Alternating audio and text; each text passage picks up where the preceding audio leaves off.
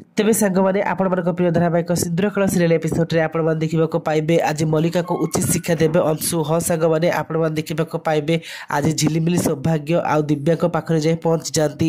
एतेबेले दिव्या और सौभाग्य झिलिमिली को चिन्हि पारिबेनी। आउ झिलिमिली कहती अरे तमे माने मते चिन्हि पारुन मु परा तुम भाउज पुनीतर स्त्री। आउ एमिति सुनला मात्रे दिव्या झिलिमिली को कुंडे नियंती आउ कहती तमे सतरे मो भाउज। आउ ए सब देखि सौभाग्य पूरा आश्चर्य होई पड़ुची।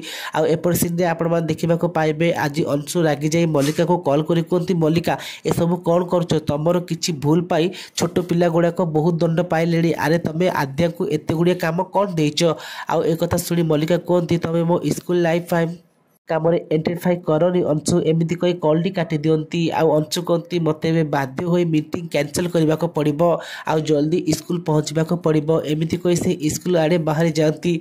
एपटे दिव्या झिलिमिली को ताको सब कथा कही कुंडे नियंती। आउ आद्या एपटे कौन कर ना स्कूल सब जी पेपर को फुलफिल करुथिबो ता हाथ बहुत काटुथिबो। आउ एपटे गोटे मैम कहबो अरे मैडम आज तमे ब्रेकफास्ट करिछ ना नहीं कहीं तमे तो आज जमा भी लंच करन आउ सेते बेलुठु लेखि चलीच आउ एबे टाइम हो गलानी प्लीज तमे घर को जाओ। आउ आद्या कहउछन जे मते जेमिति भी ए सब पेपर को फुलफिल करिवार अछि।